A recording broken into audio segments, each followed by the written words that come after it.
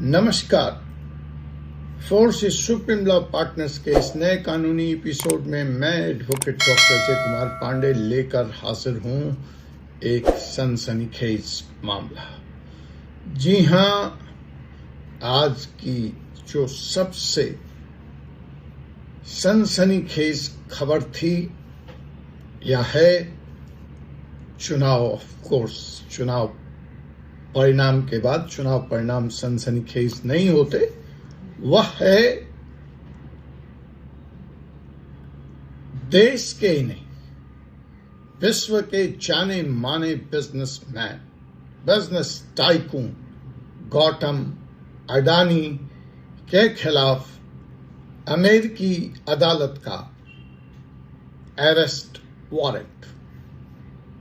अब ये arrest warrant जो अमेरिका की अदालत ने जारी किया है, अगर अमूनन यह अरेस्ट वारंट हिंदुस्तान में किसी व्यक्ति के खिलाफ जारी होता तो पुलिस आनन फानन में उसके दरवाजे पे होती, उसको गिरफ्तार करके जेल के सलाखों के पीछे रख के कोर्ट को इत्तला कर देती कि जी आपकी अरेस्ट के आदेश की तामील हो गई है और फला फला व्यक्ति अरेस्ट में है, उसको अदालत में 24 घंटे के अंदर पेश कर दिया जाता। जुडिशियल रिमांड या पुलिस रिमांड, जो भी वक्त या कानून की मांग होती उसकी तहत आगे की कार्रवाई चलती।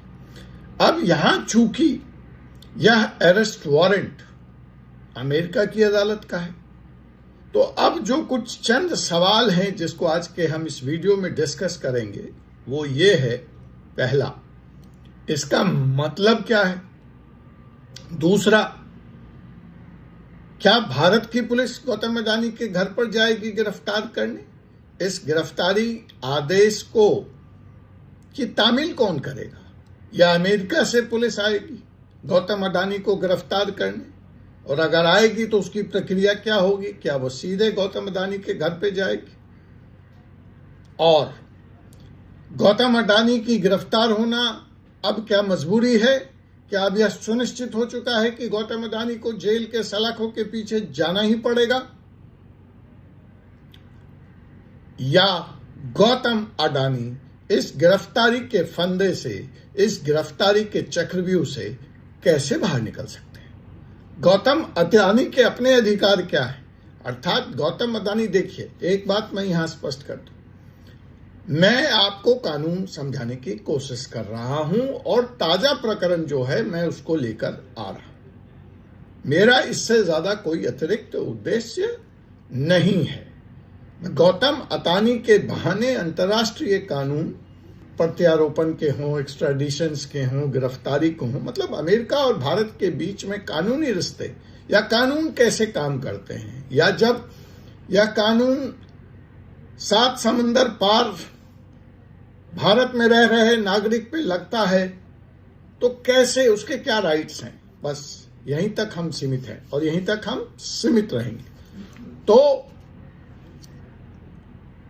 जो सवाल है आपसे वह है कि इस अरेस्ट वारंट के जारी होने के बाद, जिससे तमाम अखबार, टीवी चैनल्स, मीडिया रंगे पड़े हैं, क्या गौतम अडानी की गिरफ्तारी अमेरिका में तय है? भारतीय पुलिस की इसमें क्या भूमिका होगी? और गौतम अडानी इस चक्रव्यूह से कैसे बाहर निकल सकते हैं?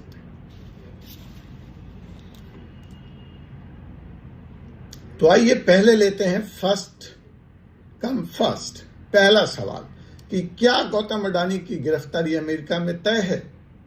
क्या अमेरिका की पुलिस भारत आकर उन्हें गिरफ्तार कर सकती है? क्या भारतीय पुलिस उनकी गिरफ्तारी में सहयोग करेगी? और अगर गौतम अडानी गिरफ्तार हो गए तो क्या वो भारतीय जेल में रहेंगे या सीधे अमेरिका भेज दिए जाएंगे? तो सबसे पहले तो हम समझते हैं इस गिरफ्तारी वारंट का मतलब क्या है अमेरिकन कानून के तहत। हमने कल भी इस पे एक वीडियो बनाया था और फेडरल लॉ और दूसरे कानून की बातें की थी, हम उसमें विस्तार से नहीं जाएंगे आज। अगर आप उसके बारे में जानना चाहते हैं कि अमेरिका और भारत के बीच के ये कानून कैसे काम करते हैं तो कल के उस वीडियो को आप जरूर देखें। तो आइए, इस गिरफ्तारी वारंट का मतलब क्या है। तो सबसे पहली जो बात अपने को यहाँ पे समझनी है या सुनिश्चित करनी है वह यह है कि अगर अमेरिका की अदालत में या अमेरिका में किसी भी व्यक्ति पर गंभीर आरोप लगते हैं, तो अडानी साहब पे आरोप गंभीर है तो कोर्ट गिरफ्तारी का वारंट जारी करती है।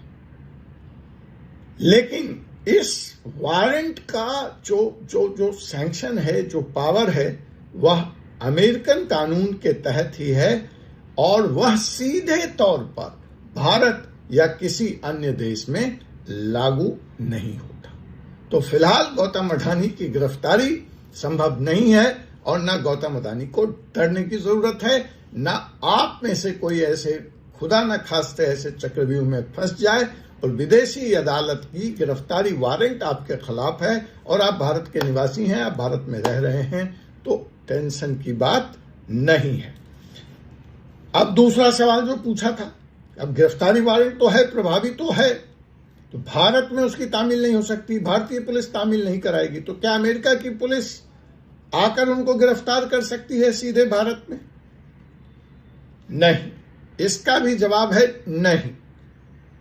हां, एक्स्ट्राडिशन ट्रीटी जो इंडिया और अमेरिका के बीच में है, अमेरिका उसका उपयोग कर सकता है, उसके माध्यम से वह गौतम अडानी के प्रत्यारोपण की दरखास्त, अपील भारत में कर सकता है, लेकिन यह कानूनी प्रक्रिया बहुत लंबी है, जटिल है। प्रत्यार्पण का मतलब है कि अमेरिका भारत से अनुरोध करेगा कि अडानी को उनके देश के कानून के तहत उन्हें सौंप दिया जाए। अब इसमें भारतीय पुलिस का क्या रोल होगा? इसमें भारतीय पुलिस का रोल यह है कि जब अमेरिका भारत से रिक्वेस्ट करेगा और उस रिक्वेस्ट को भारतीय अदालत मंजूर कर देगी, तब जाकर के भारतीय पुलिस का रोल इसमें प्रारंभ होगा। अदालत इस रिक्वेस्ट को मंजूर करने से पहले जो आरोप अमेरिका की अदालत में अमेरिकी कानून के तहत अडानी पे लगे हैं, उसकी जांच करेगी। यह भी पता करेगी कि आरोप कानूनी है या इसमें राजनीति है। अगर लगेगा कोर्ट को, भारतीय न्यायालय को, कि जो अडानी पे आरोप लगे हैं वह राजनीतिक हैं, तो प्रत्यारोपण के इस रिक्वेस्ट को खारिज भी किया जा सकता है।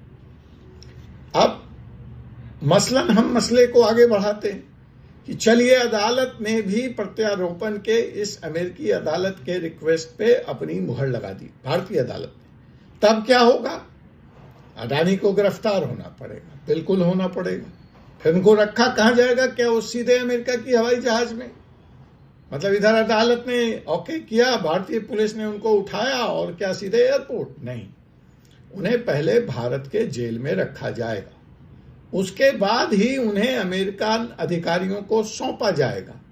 और यह पूरी प्रक्रिया में भारत की एम्बेसी और अमेरिका की एम्बेसी ही चैनल बनेगी, माध्यम बनेगी। अब सवाल यह है, ये सब कानूनी बातें आप समझ गए। अब फिलहाल जो तलवार है गिरफ्तारी की, वो तो लटक रही। मैंने ये कहा प्रक्रिया लंबी और जटिल है। इसका मतलब ये नहीं है कि स्वमेव सुओ मोटो अडानी जी बच जाएंगे। तो अगर उनको बचना है या ऐसे किसी अपराध में किसी दूसरे व्यक्ति को बचना है, तो आपको क्या करना पड़ेगा? सबसे पहले अमेरिका के इस अरेस्ट वारंट को भारत के अदालत में चुनौती देना पड़ेगा, कहना पड़ेगा, साबित करना पड़ेगा कि उनके खिलाफ यह आरोप राजनीतिक है और कानूनी प्रक्रिया का दुरुपयोग किया जा रहा है। साइमल्टेनियसली जब यह चीज यहां चैलेंज हो रही होगी, तो अडानी के वकील को अमेरिका की अदालत में भी उस गिरफ्तारी वारंट को खारिज कराने की अपील लगानी पड़ेगी। वहां बहस होगी और अगर उसके तर्क से अदालत सहमत हुई, तो यह अपील जो अमेरिकन अदालत से जारी हुई है सशर्त खारिज हो सकती है, कुछ शर्तों के साथ खारिज हो सकती है, या बिना शर्त भी अदालत को लगेगा कि यह प्रक्रिया नहीं बन रही है, कानूनी प्रक्रिया का दुरुपयोग है, अपराध साबित नहीं किया जा रहा है, इनिशियल स्टेज पे चार्जेस नहीं बनते हैं, तो यह खारिज हो सकती है। चूंकि यह मामला भारत के एक बहुत बड़े भारत के नहीं अंतर्राष्ट्रीय स्तर के व्यापारी का है, तो इसमें भारत सरकार भी कूटनीतिक तौर पर हस्तक्षेप कर सकती है और अपने नागरिकों के लिए भारत सरकार पहले भी हस्तक्षेप करते रही है और कई लोगों को राहत दिलाने का काम किया है। मसलन भारत के किसी कैप्टन से जो अमेरिकन वाटर में या किसी विदेशी वाटर में जहाज चलाते वक्त उससे एक्सीडेंट हो जाता है या और इस तरह के मामले हो जाते हैं, तो भारत सरकार हस्तक्षेप करके कानूनी प्रक्रिया में सहयोग करके, कानूनी सहयोग देकर के या किसी भारतीय नागरिक के साथ विदेश की धरती पर, मैं लंबे समय तक विदेशों में एम्बेसी के द्वारा ऐसी कानूनी प्रक्रिया भारतीय नागरिकों को नेपाल में, मध्य गल्फ के देशों में, कनाडा में, अमेरिका में उपलब्ध होते कराते देखा हूं और स्वयं भी इसके लिए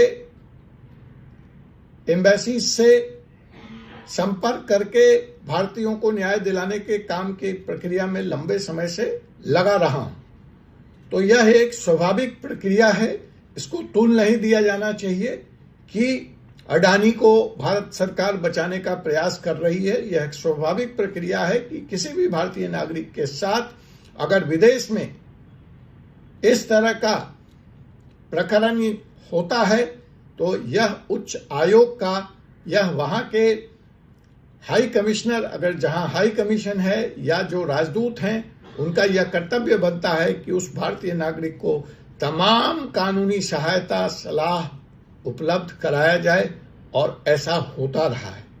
कितना सत्य है कितना असत्य है मुझे नहीं मालूम, लेकिन ऐसी चर्चा है कि एक बार तो खुद राहुल गांधी इसी अमेरिकन धरती पर ड्रग के मामले में कहीं किसी कंट्रोवर्सी का, किसी अपराध के चक्कर में पकड़े गए थे, फंस गए थे और तब के तत्कालीन प्रधानमंत्री अटल बिहारी वाजपेयी ने हस्तक्षेप करके उनको सुरक्षित भारत लाने का काम किया था।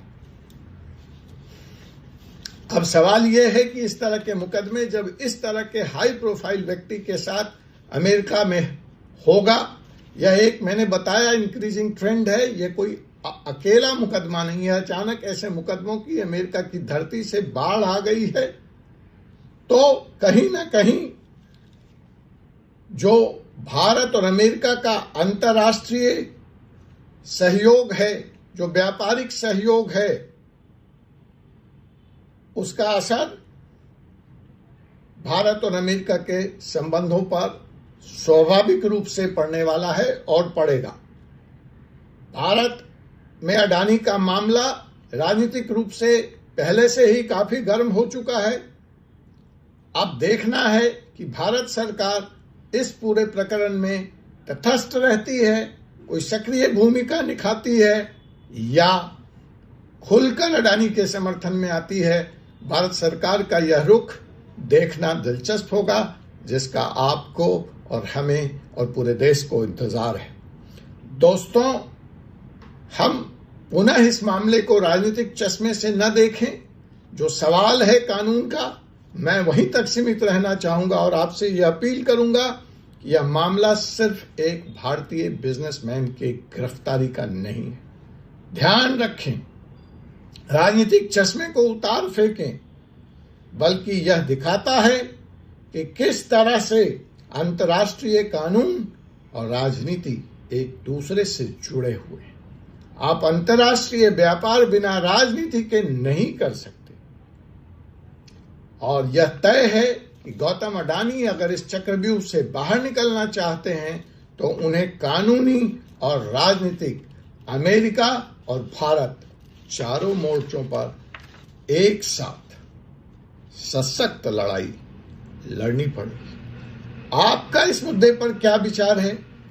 आपको लगता है कि क्या भारतीय सरकार अडानी का समर्थन करेगी या उसे करना चाहिए? क्या भारत सरकार अडानी को अमेरिका को सौंप देगी? अपने विचार कमेंट सेक्शन में हमें जरूर बताएं। वीडियो को लाइक करना, शेयर करना ना भूलें। हमारा चैनल 4C सुप्रीम लॉ को सब्सक्राइब करें, बेल आइकन दबाएं ताकि आप तक हर नई कानूनी जानकारी सबसे पहले पहुंच सके। फिर मिलते हैं एक नए और दिलचस्प विषय के साथ। जय हिंद, जय भारत। मैं हूं advocate doctor Ajay Kumar Pandey, supreme court of India. आपसे पुनः मुलाकात होगी एक ऐसे ही विषय के साथ अगले एपिसोड।